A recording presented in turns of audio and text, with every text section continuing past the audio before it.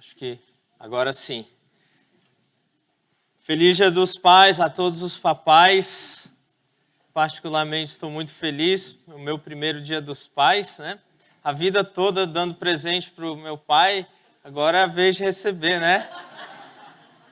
Elias está chegando ali, ó. Mas que bom, a alegria celebrarmos a Deus juntos, né? Por esse tempo, uma bênção que Deus concede aos pais. Nós queremos agradecer ao Senhor. Vamos iniciar o nosso culto com uma oração ao nosso Deus. Senhor Deus, obrigado por esse dia. Nós te agradecemos porque o Senhor é bom e a tua misericórdia dura para sempre. De geração em geração, o Senhor tem sustentado o teu povo e tem guiado por caminhos de justiça, preservado a fé em meio às dificuldades e abençoado com toda sorte de bênção espiritual nas regiões celestes em Cristo Jesus, ó Deus. Somos gratos por esse momento aqui de celebrar ao Senhor, pela salvação e também, ó Deus, pela bênção que o Senhor deu a muitos irmãos de serem pais. Obrigado por esta bênção, ó Deus, e pedimos que o Senhor nos abençoe aqui com a tua palavra, com os louvores, as canções e tudo o que vai acontecer, ó Deus. Que seja tudo para a tua honra e tua glória, Senhor. No nome de Jesus. Amém. Amém. Apenas um aviso, o pastor Valdenberg foi liberado pelo conselho da igreja para fazer um casamento em Brasília. Então ele já fez o casamento e deve estar voltando por aí, à noite ele estará conosco aqui. Então orem pela volta do pastor Valdenberg também.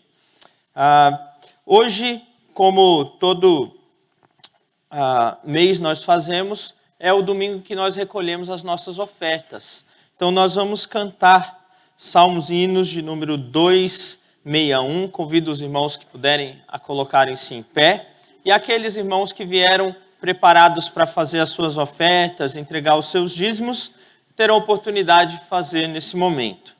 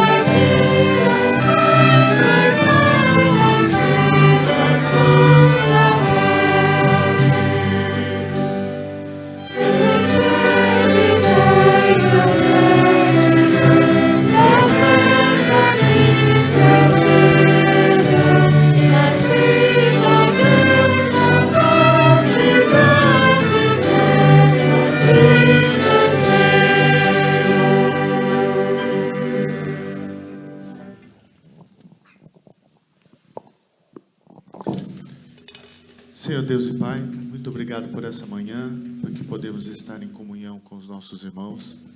Agora eu te agradeço por todos os pais, pela oportunidade que o Senhor nos deu de estar à frente de filhos e poder criá-los. Muito obrigado por esse privilégio.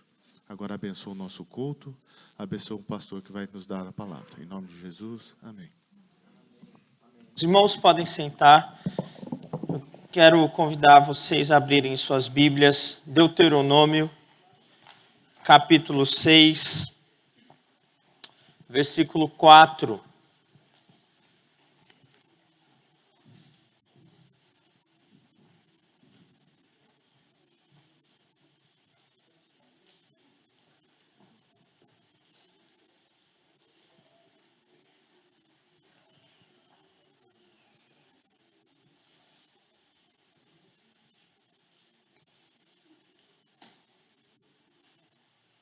Deuteronômio capítulo 6, versículo 4. Diz assim, mesmo assentados eu vou ler, peço que os irmãos acompanhem. Ouve Israel, o Senhor nosso Deus é o único Senhor. Amarás, pois, o Senhor teu Deus de todo o teu coração, de toda a tua alma e de toda a tua força. Estas palavras que hoje te ordeno estarão no teu coração. Tu as inculcarás a teus filhos, e delas falarás assentado em tua casa, e andando pelo caminho, e ao deitar-te, e ao levantar-te. Apenas até aqui. Eu quero convidar aqui à frente o João, a Anelisa, a Mabel, Beatrice, acertei? Os avós que estão aqui, nosso irmão Fernando e a Maria Elisa. Nós vamos ter um momento muito especial de apresentação da Mabel.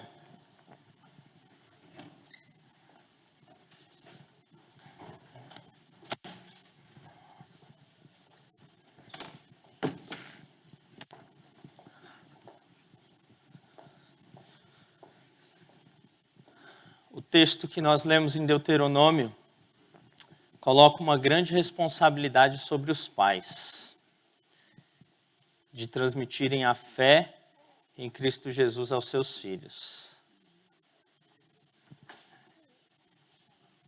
E essa é a maior missão que um pai e uma mãe recebem.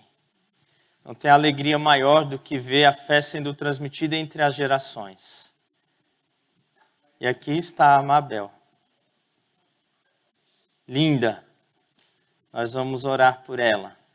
E orar pelos pais, para que Deus abençoe grandemente. E eles continuem ensinando para que ela cresça nos caminhos do Senhor. Vem cá. Senta. Eita. Eu estou treinado agora. Muito bem. Vamos nos colocar em pé, queridos. Olha só, Amabel. Essa é a igreja do Senhor. Vamos orar, agradecendo a Deus. Ó Senhor Deus, bendito seja o teu nome. Esta criança aqui, Senhor, pertence a ti.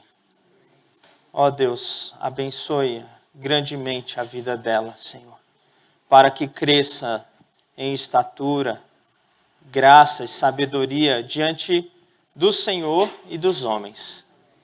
E cresça conhecendo o Senhor e amando o Senhor, ó Deus, sendo testemunho vivo do teu grande amor nesse mundo.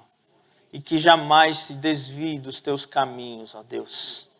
Essa é a nossa oração. Abençoe, sim, os pais, os avós. Abençoe a família, Deus, para que com sabedoria conduza a Amabel nos teus caminhos, ó Deus. Nós nos alegramos por esse dia que pertence ao Senhor. Te louvamos pela vida da Amabel, no nome de Jesus. Amém. Amém. Amém. Que Deus abençoe vocês grandemente. Mabel. Mabel. Os irmãos podem sentar. Vocês tiraram foto? Acho que ela tirou. Ah, tá. Então tá bom. Jonathan, Deus abençoe, cara. Desculpa ter esquecido de servir. Tá bom? Nós vamos agora ter um vídeo que foi preparado em homenagem aos pais, pelos irmãos da EBD. Vamos assistir esse vídeo.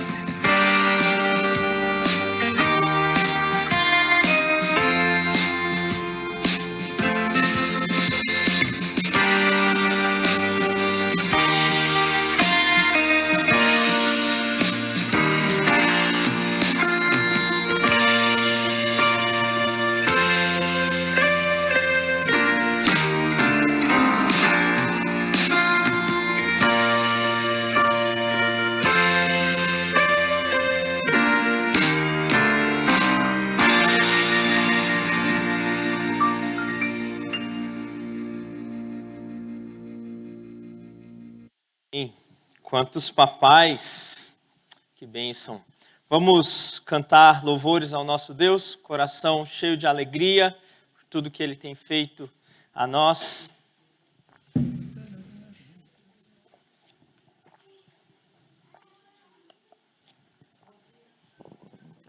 Bom dia, irmãos.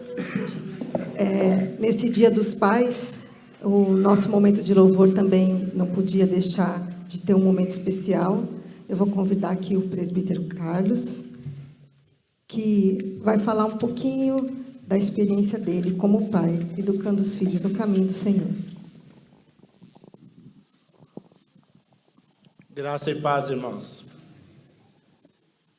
O Salmo 127 diz: herança do Senhor são os filhos, o fruto do ventre, seu galardão. É herança, é bom. Eu louvo a Deus pela vida dos meus filhos. Deus tem abençoado a minha casa através dos meus filhos. E nós temos um lema: paz e alegria. Nós temos buscado isso de alguma forma, sempre promover paz e alegria. E isso é através da comunhão, através da reunião em família, da mesa posta, através de estar juntos. Mas paz e alegria também é uma herança que recebemos dos nossos pais, do meu pai, do meu sogro, que também tem semeado, sempre semeou paz e alegria na sua casa. Mas também é uma herança de Jesus na nossa casa. Porque quando vivemos o amor de Jesus, o padrão de Jesus nos nossos relacionamentos, nós produzimos paz e alegria. Eu sou um pecador, Rosiane é uma pecadora também, e geramos pecadores. Mas em Jesus, nós conseguimos paz e alegria. Quando saímos desse prumo, vem discórdia, vem briga, vem algum problema. Mas em Jesus, nós conseguimos paz e alegria. Louvado seja Ele, que tem sido presente nas nossas vidas. Mas o texto também diz o seguinte: feliz o homem que enche a sua aljava. Você sabe que eu tenho uma família grande, E por isso posso dizer sou feliz, porque enchi a minha casa, E é extraordinário isso, porque eu enchi, E através de cada um deles vem mais pessoas, vem os amigos deles, vêm os irmãos, e isso tem trazido bastante alegria, mais alegria para a nossa casa. Isso tem sido uma dificuldade para muitas pessoas, porque, poxa, família grande, é difícil isso, Nos nossos dias, sempre se ouve isso, é difícil, E eu sou um mortal como todos os irmãos. Tá bem? Eu sou um mortal, trabalhador, assalariado, E que sempre dependeu aí da bondade e graça do Senhor. E é interessante o texto que ele fala o seguinte, vamos lá, eu sempre ligando com o meu óculos, O texto, ele fala, se o Senhor não edificar a casa, em vão trabalhos que edificam. Sim, família grande, mas o Senhor edifica, o Senhor guarda. Muitas vezes temos preocupações, exageros de preocupação com relação ao que vai suprir, o que vai dar certo, mas se o Senhor edificar a casa, ela vai ser abençoada. Nós sempre cremos nisso e louvado seja o Senhor, eu digo isso, louvado seja o Senhor. Porque Ele sempre supriu, mesmo com a casa cheia. Muito obrigado, eu louvo ao Senhor, pelos meus pais, pelo meu sogro, que nos ensinou a ter um lar de alegria. Eu louvo ao Senhor Jesus, que através dele nós também seamos paz e alegria. Eu louvo ao Senhor porque Ele tem sustentado a minha casa. Amém. Obrigado. Então vamos nos colocar em pé, aqueles que puderem, e vamos louvar ao Senhor, agradecendo todas as bênçãos que Ele nos dá, especialmente os pais no dia de hoje.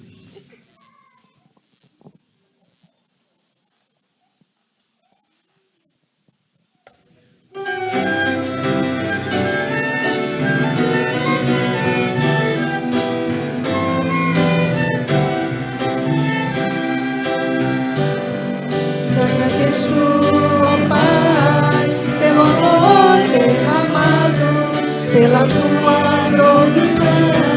Nada tenho soldado, pela tua proteção e por tuas misericórdias. Em tudo tu és Pai, Senhor. Te agradeço, ó Pai, pelo amor derramado, pela tua provisão. Nada tenho esgotado, pela tua proteção e por tuas misericórdias. Em tudo tu és Pai, Senhor. Te agradeço, ó Pai, te agradeço, ó Filho, te agradeço, ó Espírito do Senhor, pelas nossas provações, pelas nossas famílias.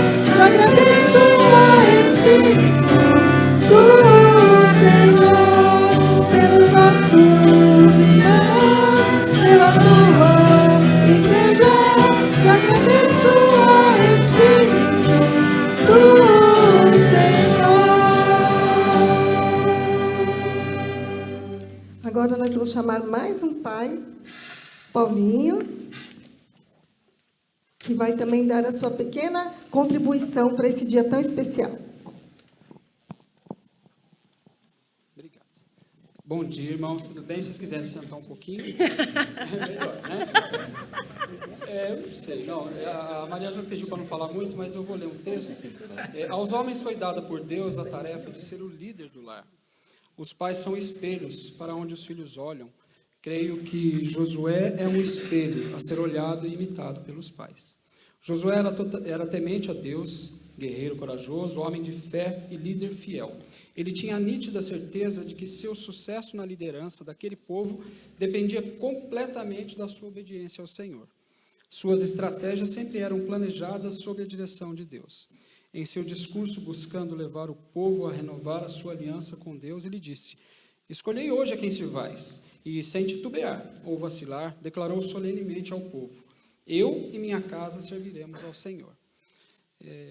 Aí eu vim para cá pensando, né, que a Mariana já tinha me pedido para falar sobre alguma experiência minha como pai. E aí eu fiquei imaginando, eu vou contar da minha experiência como pai na tentativa de ser participativo, né? Porque eu sempre quis ser pai de meninas. Aí tem gente que fala assim, nossa, mas você é meio doidão. Não, eu sempre quis ser pai de meninas. Não queria ser pai de menino, não queria um casal, eu queria ser pai de meninas. Da mesma forma que o Josué Júnior, o presbítero, ele entrava em pânico de pensar de ter uma menina, ele queria ser pai de meninos. Eu lembro uma vez que o Josué Júnior encontrou comigo na rua, e ele tinha feito naquele dia o ultrassom com a Fernanda, e foi levar a Fernanda para fazer o ultrassom do Tiago, primeiro filho deles. Ele estava apavorado com aquilo, chegou para mim, atravessou a rua rindo. Eu nunca vi o Josué rindo espontaneamente. Não sei se vocês conhecem o Josué, ele só ri sob provocação, né? E assim, ele veio, atravessou a rua rindo para mim, Paulinho, é menino! Olha que beleza, né? Um ano depois, certinho, veio a minha Marina. A Marina é um ano mais nova que o Tiago dele. E depois, mais tarde, veio a Letícia. E aí eu choro aqui. Eu vou contar algumas experiências, assim, como pai, na tentativa de ser participativo mesmo, assim, do dia a dia nosso, como pai de meninas. A Helena, minha esposa, sempre teve um horário bem complicado na Johnson. Né? Você entra ainda às 6 da manhã, sai às 14 horas. Toda a vida das minhas filhas, desde a creche até quando elas foram para a escola sozinhas, a pé, foi por minha conta. Então, eu levo, eu busco, eu arrumo, faço cabelo maluco, trança, roupa, Não é, Lê? É assim desde sempre. E eu sempre quis ser. Então, já vou registrar o meu protesto aqui, como pai de menina. Nossa sociedade não está preparada para o homem, o pai, que quer participar efetivamente da vida dos seus filhos. Porque eu me lembro uma vez, eu acho que era em Águas de Lindóia ou Monte Sião, não lembro. Eu estava com a Marina, tinha uns 2, 3 aninhos, ela estava no meu ombro, a Marina tossindo muito, estava com muita secreção, e a gente tinha acabado de comer. A Marina me vomita na cabeça, assim, de escorrer, sabe? Mas de escorrer, falei, cara, onde eu vou, catei um comércio próximo ali, entrei no banheiro, era um shopping bonitinho até. Quem disse que tem trocador no banheiro masculino? Não existe trocador em banheiro masculino, passou a existir de uns tempos para cá. Né? Aí tem um banheiro familiar, que o pessoal fala, mas durante muito tempo nos fraldários de shopping, eu fui o único pai que entrou ali, cercado de mamãe trocando fraldinha do lado e o pai lá trocando, porque eu sempre fiz bastante pelas minhas meninas, eu sempre quis fazer e sempre fiz. Então, e aí aí me pediram para falar aqui sobre uma experiência, né, que me marcou muito na minha vida como pai, nessa experiência que eu estou contando para vocês de pai que sempre esteve junto dos seus filhos. Eu tenho aconteceu uma coisa uma vez, a Marina tinha uns 4 anos e eu descobri nela, comecei a olhar umas manchas roxas na pele dela, parecia batida, ela voltava da escolinha, eu pegava ela na escola, e eu sei que instalaram um brinquedo novo na escola, daqueles brinquedões de escorregar e tal, eu falei, nossa, ela deve estar batendo demais a canela ali. Toda roxa, as costas roxas, tudo. Aí eu falei com a diretoria da escola, amiga nossa, falei, o que está acontecendo? Tem alguma coisa errada aí nos brinquedos? Observa a Marina, por favor, ela está voltando muito roxa. Nesse mesmo dia, no meio da manhã, a diretora me ligou, falou, Paulinho, eu vi a Marina, ela está roxa além do normal, e eu tomei a liberdade de acionar o nosso pronto atendimento. Eu falei, sem problema, o que ele falou? Ele me perguntou até como são os pais, porque eles ficaram desconfiados que eu estivesse agredindo minha filha, de tanto roxo que tinha na Marina. Aí eu falei para ela, não é nada disso, eu vou pegar ela aí e eu vou levar para o médico já. Levei para o médico e o pediatra da Marina é o nosso saudoso Fregoni. Ele já atendia a Marina, eu encostei com a Marina no Fregoni, o Fregoni falou, nossa, isso está estranho. Pediu o exame. E aí constatou que ela tinha púrpura trombocitopênica idiopática. A contagem de plaqueta dela estava em 20 mil só. Normal era 300 mil. Estava em 20 mil. O Fregoni falou, tira ela da escola. Você vai ficar com ela em casa. Eu falei, eu não tenho como, eu trabalho, a Helena trabalha. Não, a gente vai dar um jeito. A Marina ficou em casa uns 2 meses. E, do mesmo jeito que o Fregoni descobriu, tratou, e por intermédio do Fregoni, que é o pai da Carol, ele livrou a Marina disso. Nunca mais teve. Dos 4 anos, ela se livrou disso. A Marina não podia correr o risco de bater a cabeça sob o risco de uma hemorragia. Então, ela ficou em casa montando quebra-cabeça. E esse foi um fato que me marcou muito. E que Deus livrou a minha filha disso, por intermédio do presbítero Fregoni. Eu tenho certeza que foi bênção de Deus na vida dela, que veio por intermédio do seu pai. E uma outra experiência mas dessa, assim, de muita alegria que eu experimentei na minha vida, além do nascimento das 2 que eu assisti. Foi o dia que as 2, cada uma delas no seu tempo, se decidiu por Cristo. E cada uma delas desceu as águas do batismo aqui. Eu vou falar para vocês, eu não lembro de outro momento na minha vida, como pai, que eu tenha experimentado de tamanha alegria, desde o nascimento delas que eu assisti, até o dia que elas desceram aqui. Aí aquela sensação de, olha, eu errei muito como pai, mas eu dei os meus acertos, porque Deus teve graça e misericórdia de mim, e alcançou as minhas filhas. É isso que eu queria compartilhar com vocês hoje, que é isso, a gente faz, a gente erra, a gente acerta, mas Deus supre, se a gente continua depositando nele a confiança nossa. E Ele nos dá esse nível de alegria que a gente não consegue nem imaginar. É isso. Deus abençoe. Amém. Então, vamos ficar em pé e vamos cantar.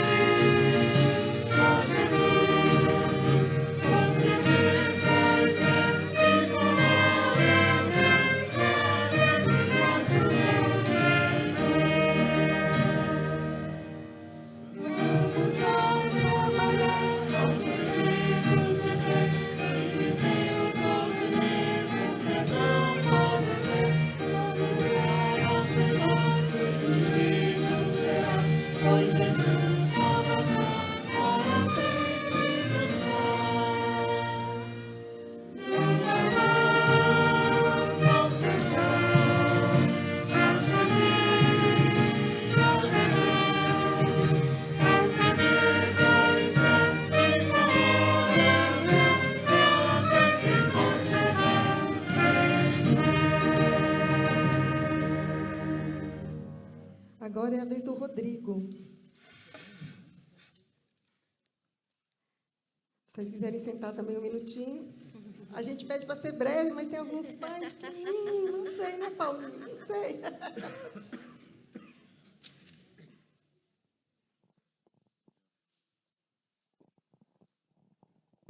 A paz do Senhor, amada igreja.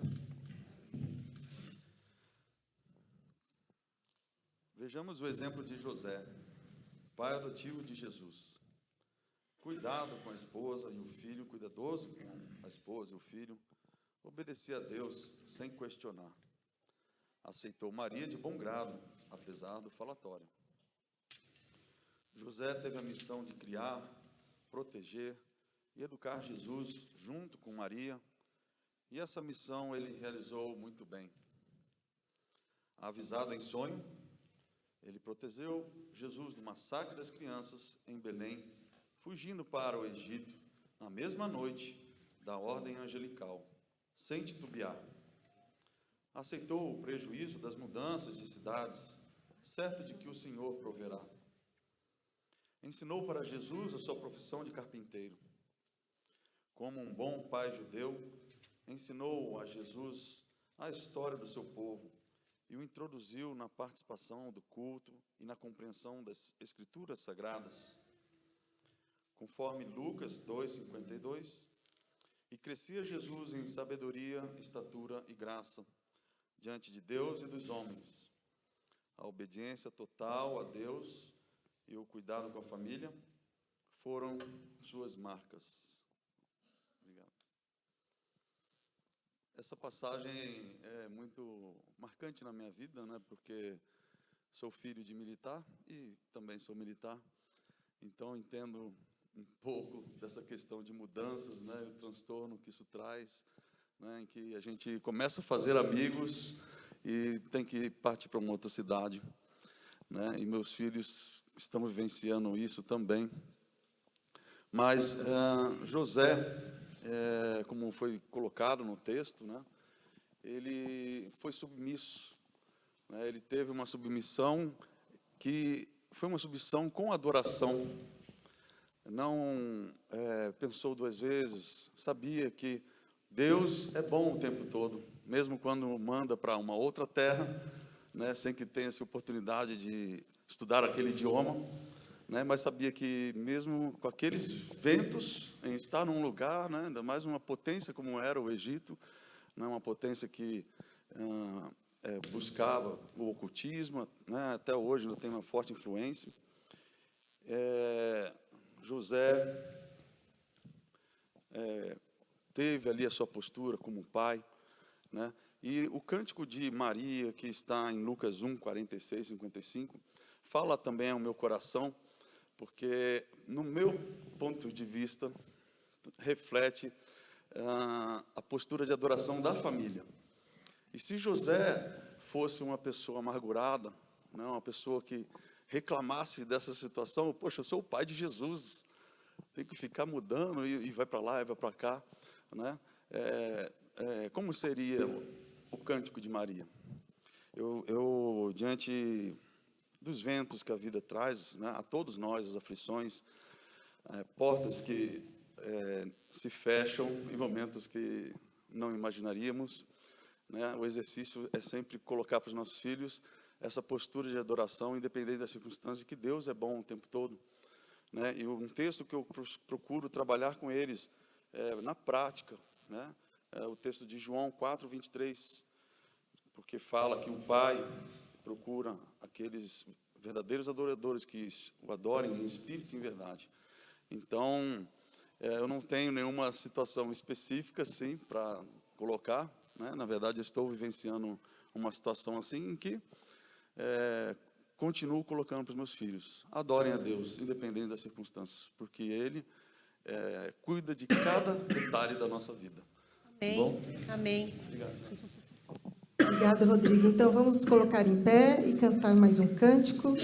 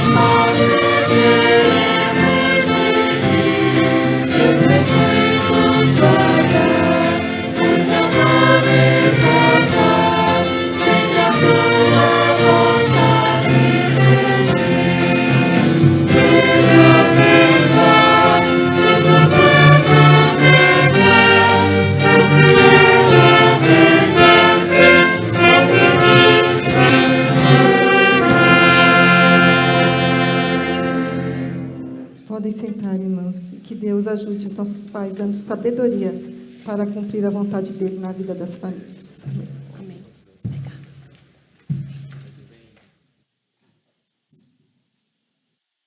Deuteronômio capítulo 6, texto que nós lemos mais cedo. Peço que os irmãos abram novamente as suas Bíblias lá. Nós vamos meditar um pouco nesse texto no restante do nosso culto. Deuteronômio capítulo 6. Eu vou ler novamente o texto para nós. Diz assim, a partir do verso 4. Ouve, Israel, o Senhor nosso Deus é o único Senhor. Amarás, pois, o Senhor teu Deus de todo o teu coração, de toda a tua alma e de toda a tua força.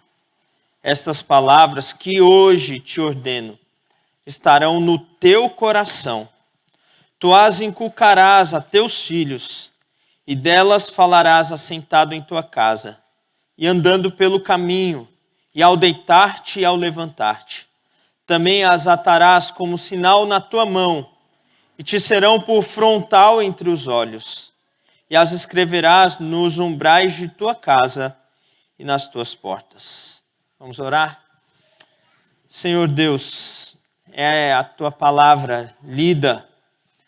Dá-nos graça para compreendê-la e guardá-la em nosso coração. Abençoe-nos nesse tempo, no nome de Jesus. Amém.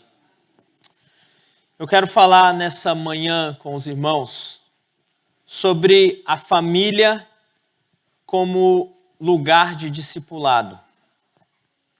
A família é lugar de discipulado. Agora deixe-me definir os termos aqui, com o que eu quero dizer por família e com o que eu quero dizer por discipulado. Família, segundo as Escrituras, no seu núcleo mais íntimo, é um homem e uma mulher que se casam, se tornam uma família. A família normalmente é constituída então do marido, da esposa e, quando Deus abençoa, dos filhos. É esse conceito de família que eu vou falar nesta manhã. Obviamente que isso abrange também avós, tios que por vezes se juntam nessa unidade tão maravilhosa que é a família, né? E por discipulado eu quero dizer aquele ato de ajudar outra pessoa a seguir a Jesus. A palavra discipulado tem dois sentidos. Um deles significa o próprio ato de seguir a Cristo. Então, nesse sentido, todos nós estamos num discipulado de que nós estamos seguindo a Cristo. Mas o outro sentido, que é o que nós vamos tratar nesta manhã, que é o discipulado como ato de ajudar outros a seguirem a Cristo. Então, veja, a família é lugar de discipulado. Ou seja, a família é lugar em que nós, os pais, e aqui eu vou me referir mais aos homens, mas as mães se sintam também contempladas quando eu digo isso. A família é o lugar onde nós, os pais, discipulamos os nossos filhos. O programa de Jesus de alcançar todas as nações, indo por todo o mundo, batizando em nome do Pai, do Filho e do Espírito Santo, e ensinando aquelas pessoas que creem a guardar tudo que Jesus ensinou. Esse programa do discipulado de Jesus começa na nossa família. Começa na família. É isso que Deuteronômio vai nos mostrar.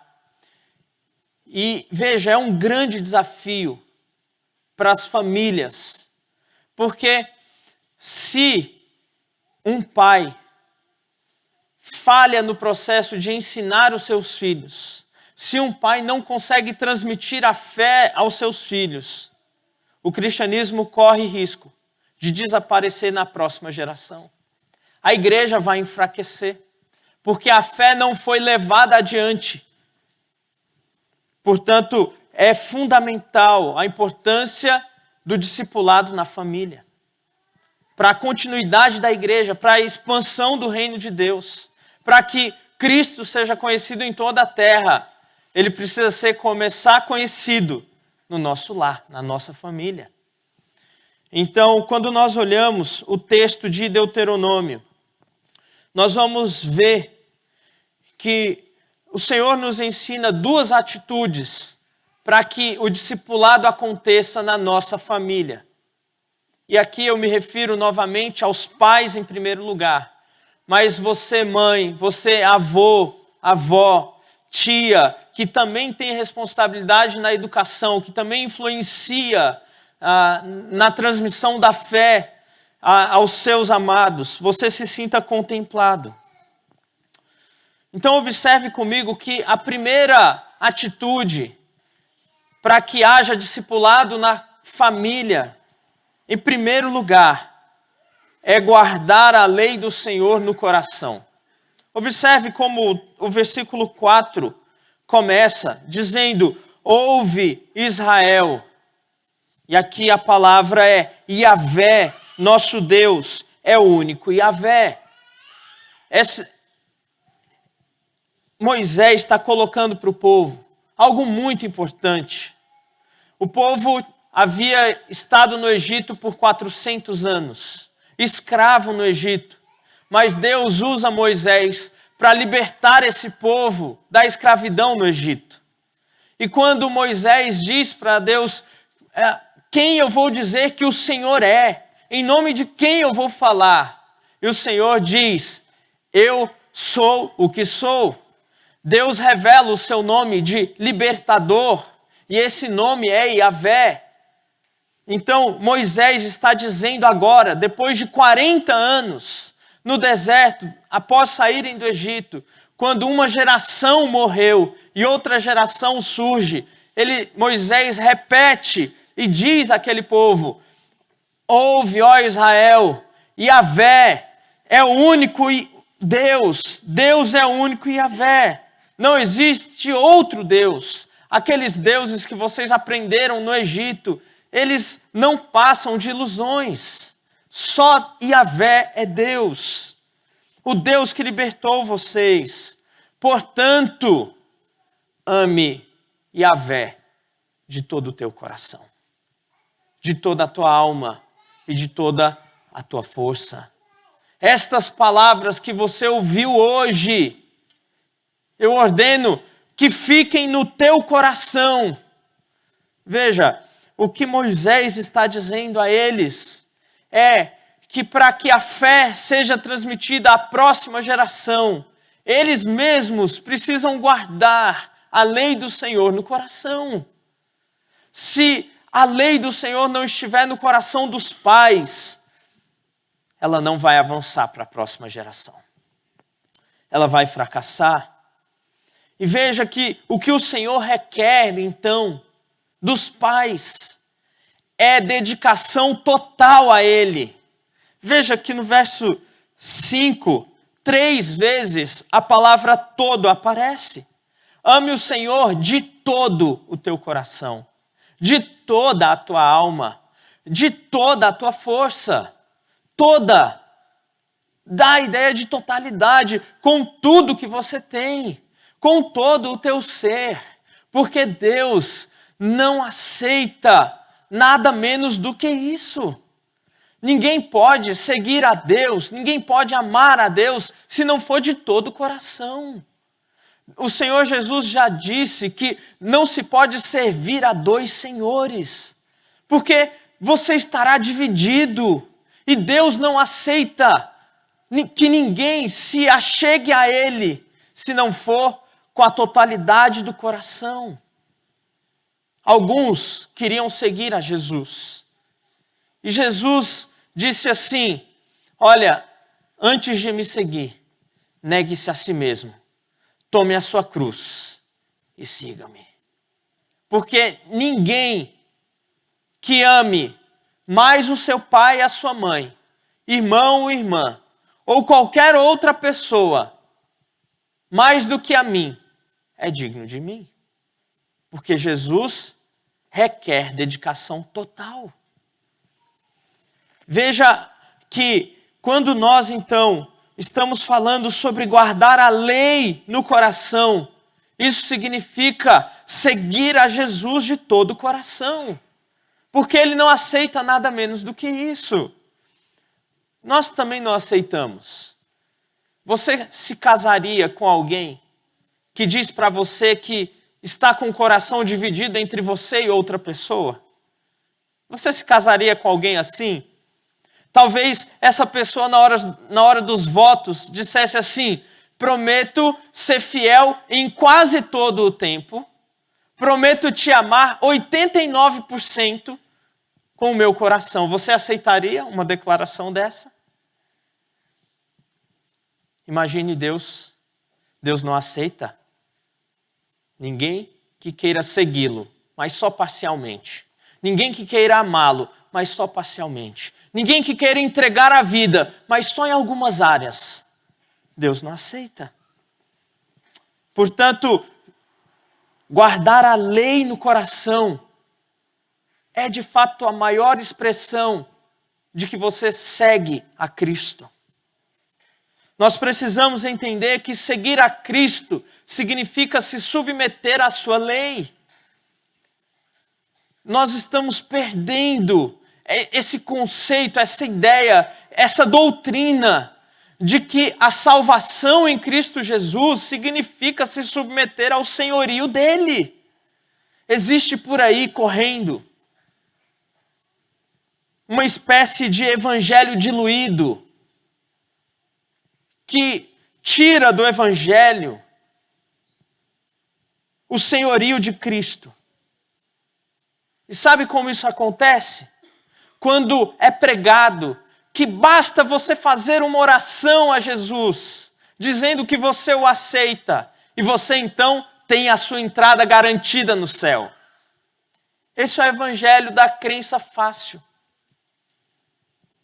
É como se as pessoas dissessem assim: eu espero ser livre do inferno, mas eu vivo a minha vida da forma como eu quiser, e eu digo que aceito Jesus e está tudo certo. Mas não é esse o evangelho que Jesus pregava. Marcos capítulo 1, verso 15, Jesus disse assim: arrependei-vos e crede no evangelho. Em João 14, 21, Jesus disse: o que me ama é aquele que diz, Senhor, Senhor, o que ergue os braços? Não. O que me ama é aquele que guarda os meus mandamentos. Esse me ama, esse é meu discípulo, esse me segue. Mas aquele que diz que me ama, mas vive a sua vida da forma como acha melhor, esse, na verdade, não me ama. Esse, na verdade, não quer o meu senhorio. Eu vou dizer para vocês, meus queridos irmãos, se você está no controle da sua vida, se você vive sem dar satisfações a Deus, se você não tem nenhuma preocupação em agradar a Deus na forma como você vive, na forma como você se relaciona, na forma como você fala, se você vive a sua vida de forma independente de Deus, eu digo a você, Jesus não é o teu Senhor. E se Jesus não for o teu Senhor, eu digo a você, Ele não é o teu Salvador.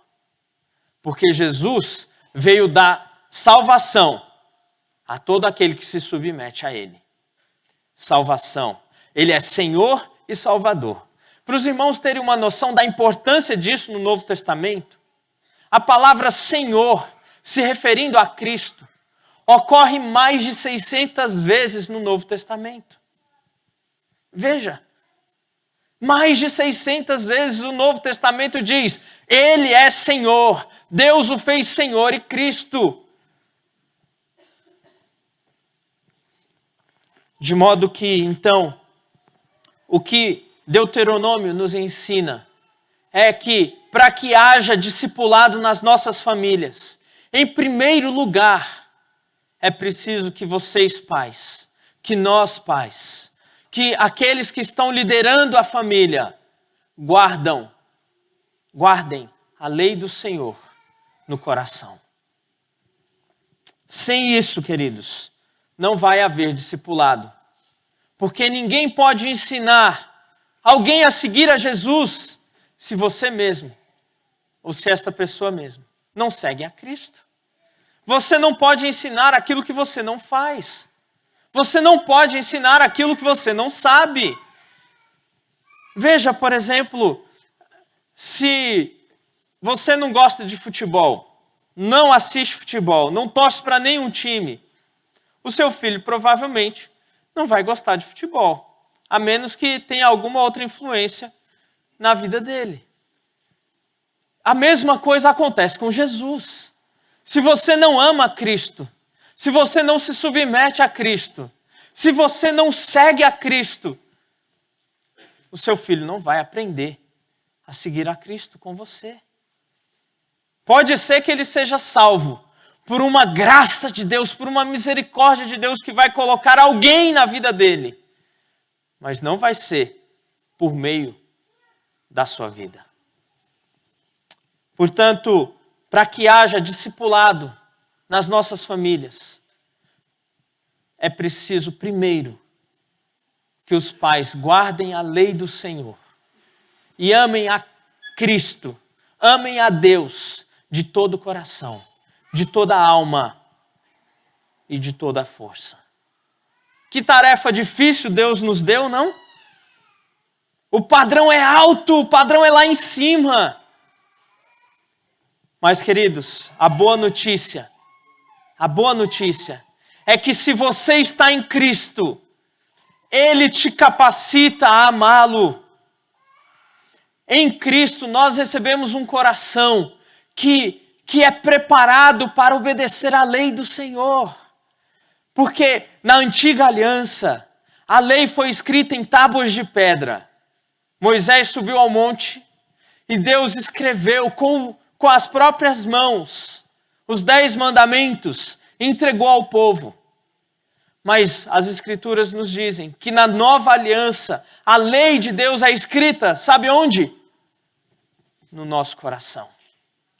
E se você então está na nova aliança, a lei de Deus foi escrita no teu coração. É por isso que é possível obedecer à lei do Senhor. Porque este coração renovado pelo Evangelho, este coração alcançado por Cristo, esse coração transformado, ama a lei do Senhor. Como o salmista disse, bem-aventurado é o homem que medita na lei do Senhor de dia e de noite. Esse é bem-aventurado, porque Deus escreveu a sua lei no coração daqueles que Ele salvou. Por isso, pais, se agarrem nesta promessa e amem o Senhor de todo o coração, guardem a lei no coração, para que os seus filhos sejam discipulados dentro da casa de vocês. Mas a segunda verdade, ou ensinamento do texto, para que haja discipulado, para que você ensine o teu filho, ajude o teu filho a seguir a Cristo. Verso 7, olha o que diz a Escritura. Depois de você guardar esta palavra no coração, tu as inculcarás a teus filhos. Veja. O que o texto está dizendo é, agora sim, quando o teu coração está cheio da lei do Senhor, você vai inculcar a lei do Senhor nos teus filhos. Eu vou dar um exemplo bobo, mas veja como acontece. Não basta você torcer para um time de futebol. Não basta. Se você só torcer e não ensinar o teu filho a torcer para aquele time, sabe o que vai acontecer? Vai chegar um corintiano e vai fazer a cabeça dele para ele torcer para esse time. É assim que acontece. Estão entendendo? Então, pais, é preciso inculcar. Meu filho está ali, eu já estou inculcando. Eu boto o hino do Botafogo para ele. Eu ganhei, hoje mesmo eu vou pôr uma roupinha do Botafogo nele, vou tirar uma foto com a minha camisa do Botafogo. Nós fazemos isso. Agora veja, com a fé, é da mesma forma. Com a fé, queridos, nós precisamos inculcar na cabeça dos nossos filhos. Essa palavra, inculcar, esse verbo inculcar, é a tradução de um verbo no hebraico que significa repetir. Você precisa repetir. Não basta falar uma vez, 2 vezes. É preciso repetição. É preciso que você martele. É preciso que você constantemente ensine a lei do Senhor aos teus filhos. E veja, como alguém que está amolando uma faca. Você já amolou a faca? Você pega a faca e passa naquela pedra. E você tem que, não basta passar uma vez.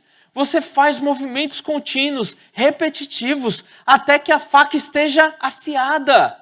Essa é a ideia de inculcar.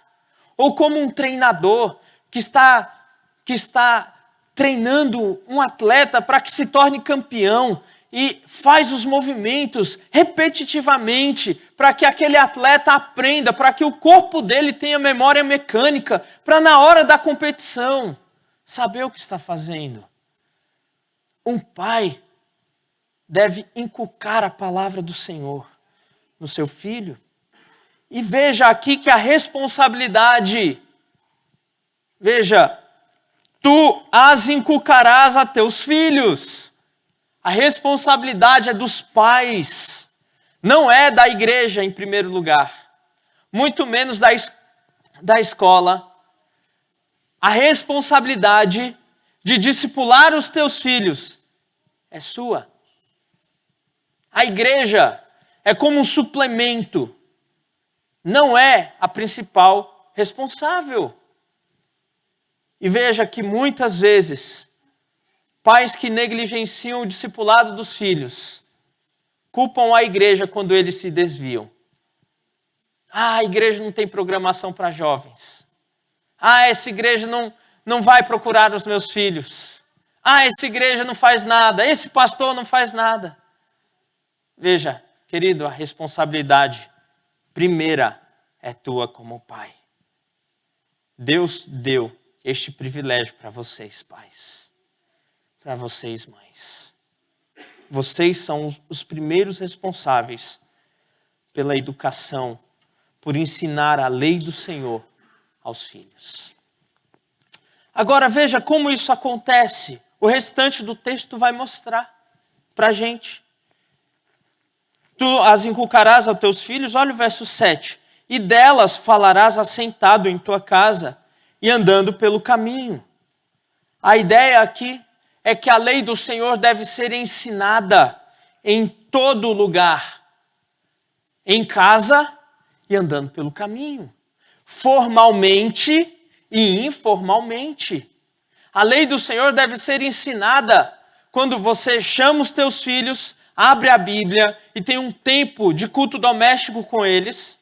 Mas a lei do Senhor deve ser ensinada no caminho para a escola, na viagem de família, no passeio, na ida ao parque, na volta da casa da vovó, depois do cinema. A lei do Senhor deve ser ensinada, a palavra do Senhor deve ser dita, deve ser assunto constante em nossas casas, em nossa vida, no nosso cotidiano. Se você só falar da palavra do Senhor no domingo e deixar que o teu filho seja alimentado com tudo que esse mundo traz durante os outros dias, sabe o que vai acontecer? O teu filho vai estar cheio das palavras desse mundo e vazio da palavra de Deus. Por isso que aqui o texto diz: tu as inculcarás e falarás delas, assentado em tua casa e andando pelo caminho. É impressionante como algumas famílias jamais fazem culto doméstico. Talvez você não precise fazer todo dia. Talvez todo dia é muito para você. Mas não é possível que você nunca faça isso. E aí as crianças vão crescendo e não tem nenhum hábito de participar de um culto. E quando elas vêm para a igreja, elas não conseguem ficar sentadas, porque elas não aprenderam em casa. É preciso ensinar a palavra de Deus formalmente e informalmente, com criatividade. Vamos falar mais sobre isso depois. Mas olha como o texto continua. Ao deitar-te e ao levantar-te, a palavra do Senhor deve ser ensinada em todo o tempo. Ao deitar e ao levantar, em todo o tempo. Essa é a ideia que o texto está trazendo para nós. Mas o texto continua. Tu as atarás como sinal na tua mão. A ideia aqui é que a palavra de Deus, a lei do Senhor, vai permear, vai governar tudo o que nós fazemos, as obras de nossas mãos. E não somente as obras de nossas mãos, mas o texto continua. E te serão por frontal entre os olhos. A ideia aqui é que a palavra do Senhor vai permear e guiar tudo o que nós vemos. E olha como o texto termina. E tu as escreverás nos umbrais de tua casa e nas tuas portas. A lei do Senhor vai permear tudo que entra na tua casa e tudo que sai da tua casa. Veja, o que Deuteronômio está nos ensinando é que a lei do Senhor deve ser ensinada em todo o contexto da vida dos nossos filhos. A lei do Senhor deve ser vivida e vivenciada em todo o contexto dos nossos filhos, da nossa vida. Portanto, o que nós estamos aprendendo aqui é que a família é lugar de discipulado. Para que isso aconteça, em primeiro lugar, você deve estar seguindo a Cristo. Em segundo lugar, você deve intencionalmente ensinar a lei do Senhor aos teus filhos. Deixe-me fazer algumas aplicações finais para nós. Primeiro, de forma geral, para todos nós que estamos aqui, nós precisamos ter a lei do Senhor em alta consideração. Dizer como o salmista: quanto amo a tua lei, ela é minha meditação todo dia. Salmo 119, 97. Essa lei que é perfeita e restaura a alma. Essa lei que é santa, justa e boa. Nós devemos ter a lei do Senhor em mais alta consideração. Porque esta lei vai nos apontar para Jesus Cristo. Quando ela mostrar o padrão de Deus e nós não alcançarmos o padrão de Deus, sabe o que nós vamos fazer? Correr para Cristo.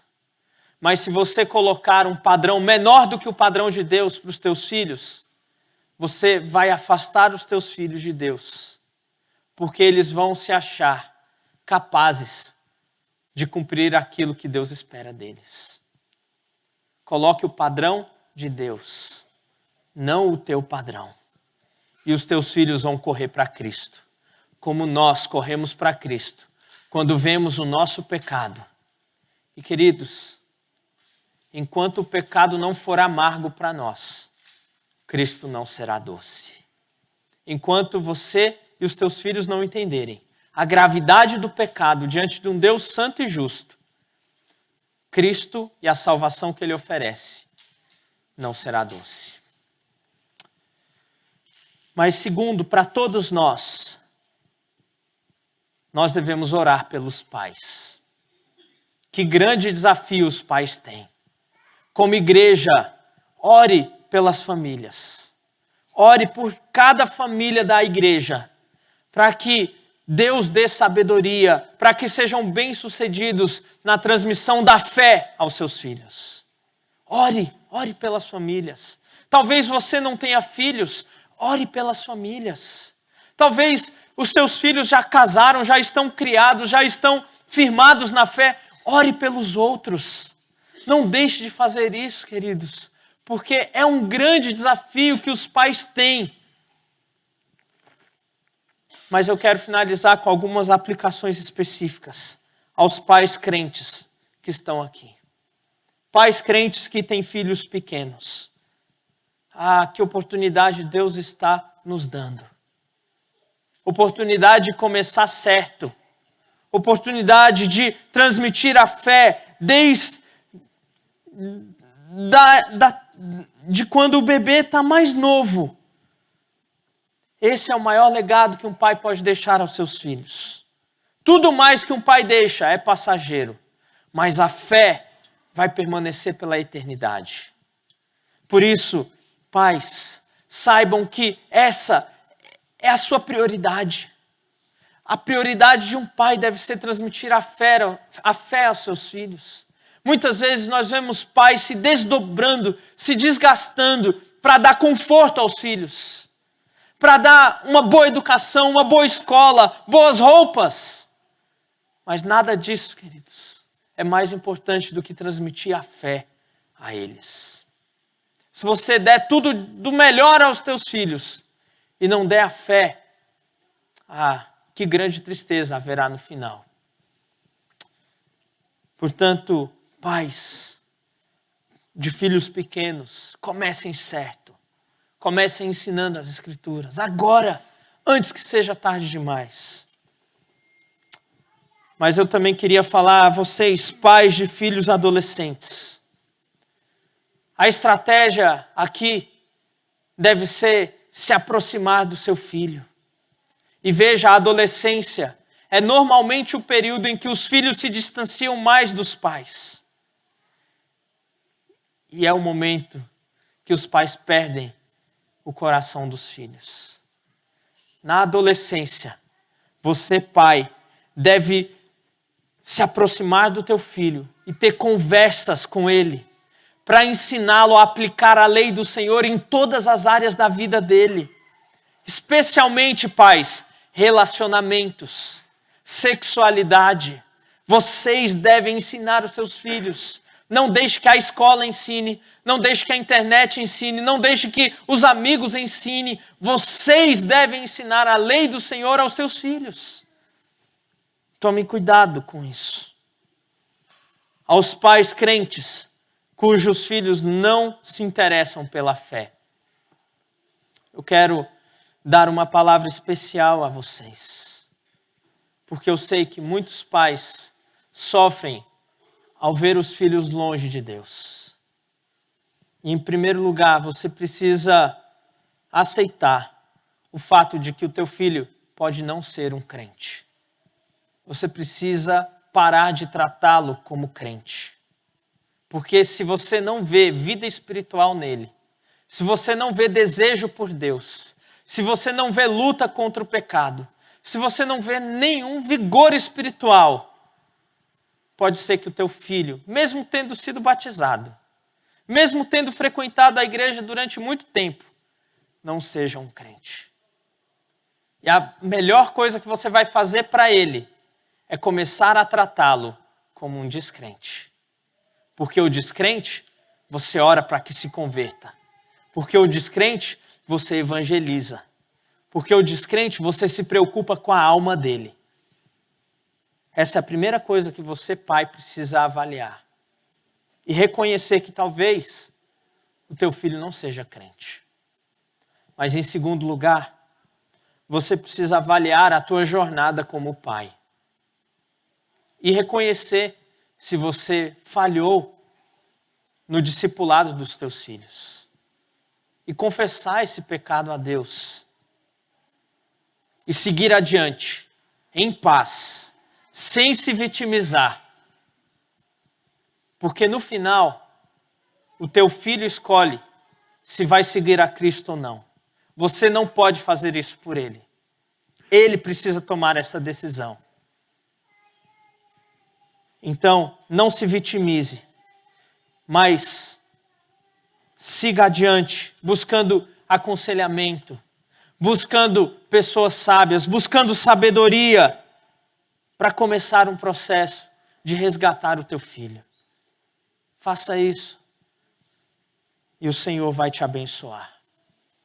E se Deus ser gracioso para contigo, Ele vai usar a tua vida para resgatar os teus filhos. Ai, que Deus resgate os teus filhos. E faça com que todos eles estejam na presença dEle, para a glória dEle. Por fim, eu quero dar uma palavra aos filhos que estão aqui.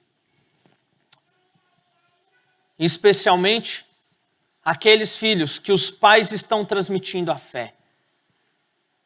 Se esse é o teu caso, eu diria a você, não jogue fora aquilo que os seus pais te deram. Não abandone o ensino que os teus pais te deram. Não resista àquilo que você foi ensinado. Não faça isso. Não menospreze o esforço dos teus pais, a oração dos teus pais. Não abandone a fé. Honre os teus pais e transmita a fé à próxima geração. É isso que Deus espera de vocês. Mais uma segunda palavra. Aqueles filhos que não têm pais crentes ou que vivem em famílias disfuncionais, divórcio, pais que não ensinam, ou talvez pais que já faleceram. Há esperança para você, porque sempre há uma chance de começar uma família que glorifica a Deus. É o caso desses que receberam esta palavra em Deuteronômio. Os pais deles fracassaram. A Bíblia diz que uma geração morreu no deserto por causa da incredulidade. Mas agora Deus estava dando a chance para esses filhos que agora estão crescendo, que agora estão constituindo família, de fazerem diferente dos seus pais. De guardarem a lei e ensinarem a palavra do Senhor àqueles que vão vir depois deles. E Deus é misericordioso, gracioso e poderoso para prover salvação nos filhos, apesar dos pais. Ele usa a igreja, Ele usa um amigo, Ele usa quem Ele quiser para fazer isso. Portanto, se você não tem pais crentes, agora, a partir de você, pode começar uma família que vai ter gerações e gerações seguindo a Cristo. Eu pergunto aqui, quem é a terceira geração de crente na família? Levanta a mão. Alguns? Quem é a quarta geração de crentes na família? Que bênção. Quem é a quinta geração de crentes na família? Vejo menos mãos levantadas, mas algumas. Quem é a sexta geração de crentes na família? Olha só, vejo uma mão levantada. Que bênção, 6 gerações. Que Deus perpetue a fé na tua família por muitas e muitas gerações. Mas para isso é preciso trabalhar. Como nós cantamos, no labor com favor a servir a Jesus, com firmeza e fé e com oração, até que volte o bom Senhor. Vamos orar, aproveitando para encerrar também o nosso culto. Após o nosso culto, nós teremos a nossa EBD. E aqui ao lado, há um painel e um lugar especial para você, pai, tirar uma foto. Então, após o culto, entre a EBD ou depois da EBD, você vai ter oportunidade de tirar uma foto e deixar de recordação aqui para você. Vamos colocar em pé.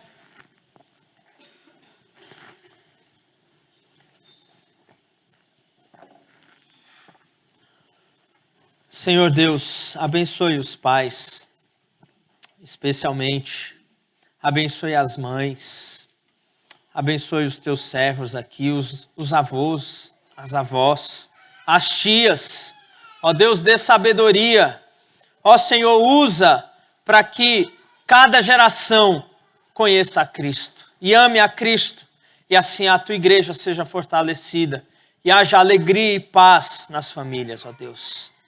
E que a graça do nosso Senhor e Salvador Jesus Cristo, o amor de Deus, o nosso Pai, e a comunhão do Santo Espírito de Deus seja com todas as famílias aqui presentes, hoje e até a volta do Senhor Jesus Cristo. Amém, amém, amém.